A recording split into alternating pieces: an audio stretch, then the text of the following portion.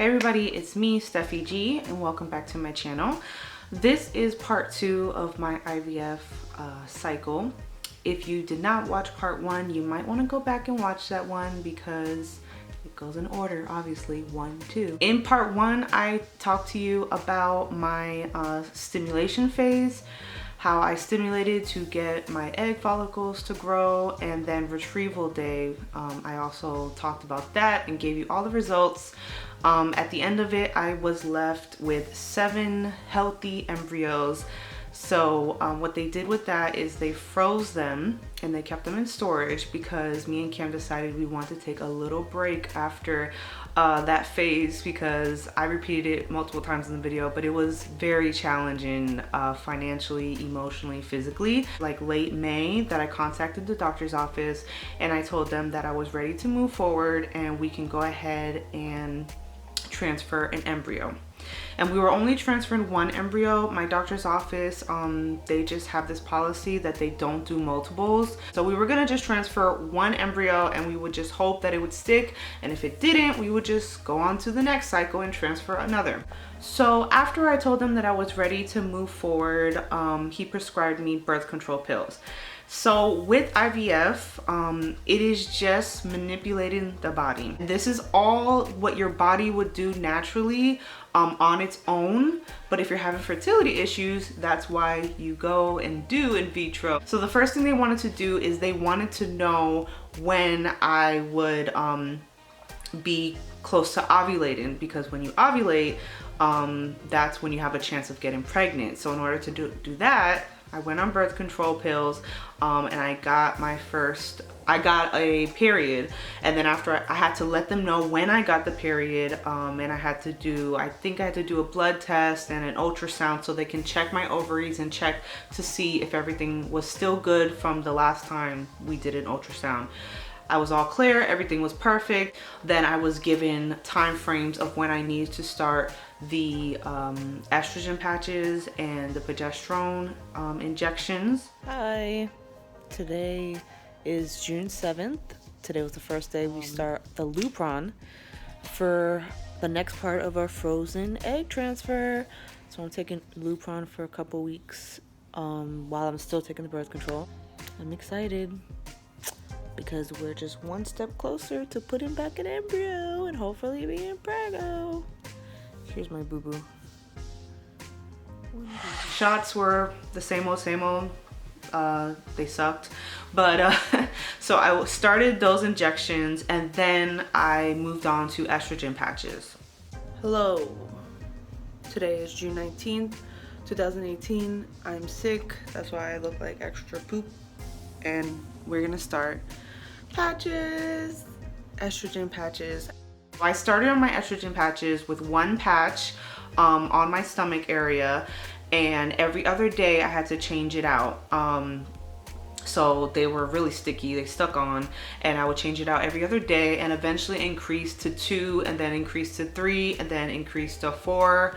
And I believe 4 or 5 was the highest that I increased to. And then eventually I did progesterone injections. Progesterone is a hormone that fuels the fetus at first before the placenta is fully formed, around 10 weeks or so. Cam administered them. They're intramuscular. So it went into my thigh muscle. You can alternate between your thigh muscle or your glutes, your butt. I don't know.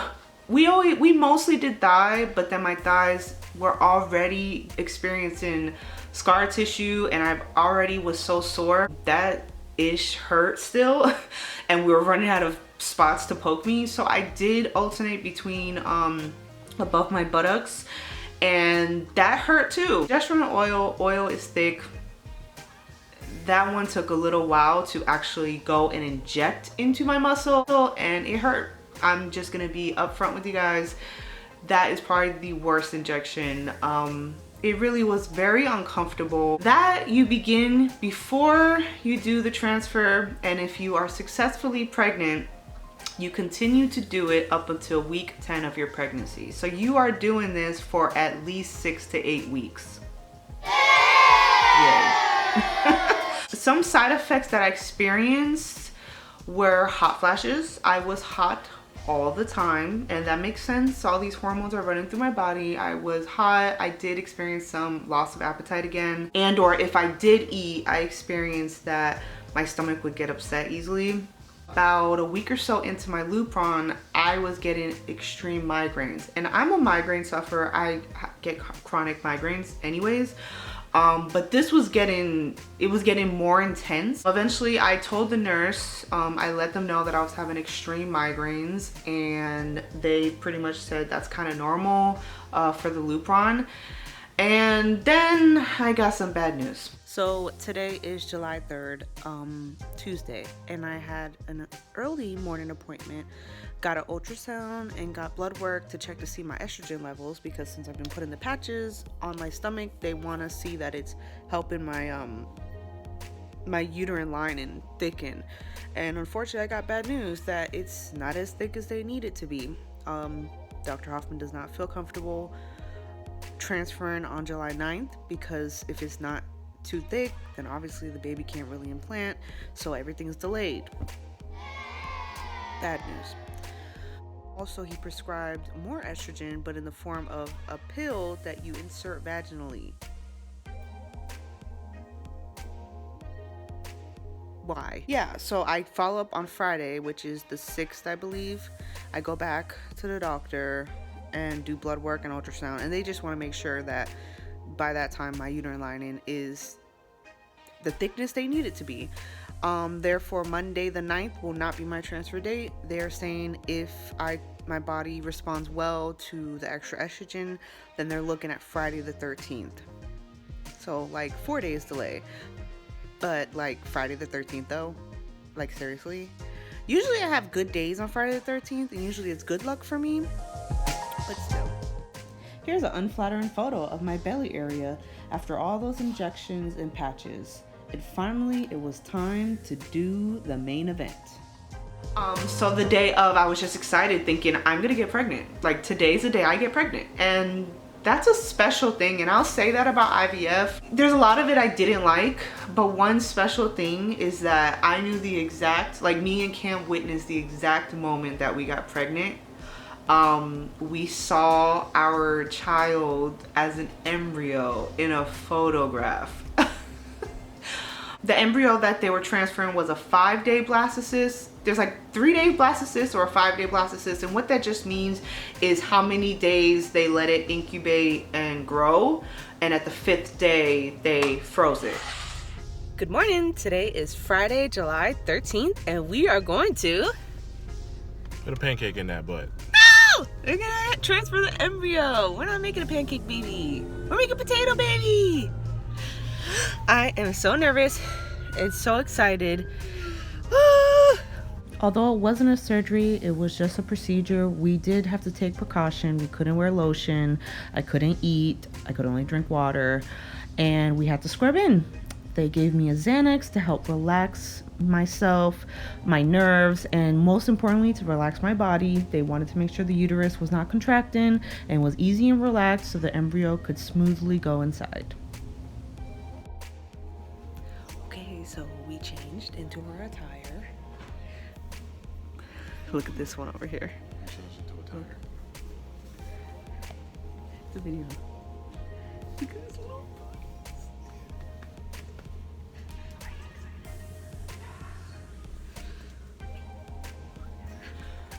They have an ultrasound on me. This is so the doctor can see what they're doing. And so the catheter is inside of me, and then they explain that they're going to get the syringe, inject the saline with the embryo. It's going to go through the catheter, go up inside of me, and you will see it on the screen, it go inside of my uterus. So then she did it. So she injected it, and then we looked on the screen and we actually saw the tiniest dot travel into a spot in my uterus, and they kind of just look at it for a little bit, and then they're like, that's your future baby, hopefully. And I remember seeing that with Cam, and we were ecstatic, and it was so strange because, like I said, it's like a dot, like a rice grain just right there in my uterus. And I just remember looking at it and like taking pictures with my eyes, like, don't ever forget this moment. After you do it, you are considered PUPO, which is abbreviations for pregnant until proven otherwise, because they did put a embryo inside of you, so it has potential to be life. So therefore you're considered PUPO. So basically, you know, don't drink, don't do drugs, don't take any medications, because in case you do, in case it develops, it implants, and it becomes a pregnancy. Hey, ew, look normal. So we just did the transfer. We just got home. We saw it. It was like a little dot. It was a blastoise. It was a blastocyst. Blastoise. Okay, and we're very excited, and the doctor said that everything went perfectly, and I saw it in the lining, but they wouldn't let me take a picture because I couldn't bring a phone. But let's see what happens. After they do it, then you have to wait 10 days to go in, and they do blood work, and then they test it, and they will call you later that day to tell you if it's positive or negative. And it was torture. They tell you do not take home pregnancy tests, because that's not a good idea, because you could take a home pregnancy test and it will say negative, but it's just too early. What I did in that time is they told me don't take it too easy. Like the first day or two, they tell you to, you know, relax and you know, don't do anything strenuous. And then after that day or so, they tell you to continue with your normal life, because you want, you know, if the embryo is going to implant, it's going to implant. But I ate pineapple like almost the first 5 days or so. I ate a lot of pineapple. Pineapple is supposed to help you with implantation. It helps, like, I think contract your uterus, I believe.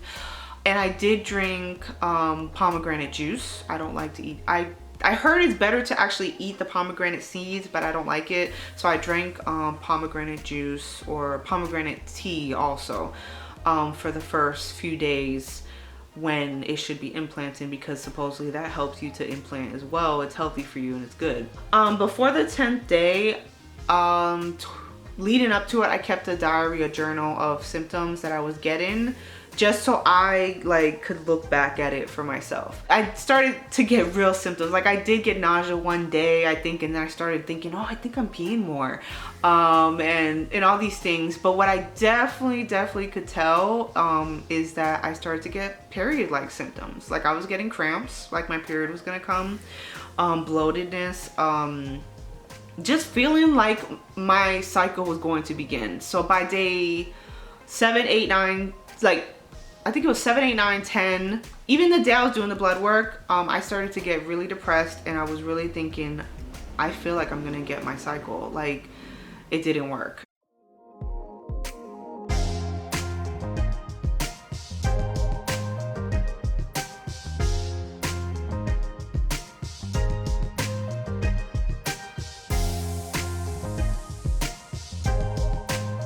Hi, it's me and Charlie.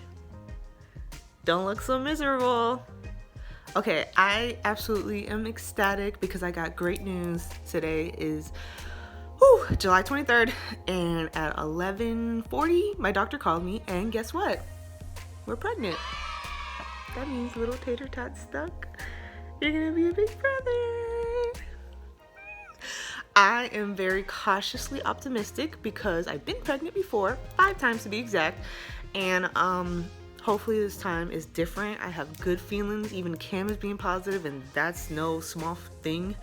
So we will see what happens. My next blood test is on Friday. You look like you're gonna die. And I'm so happy.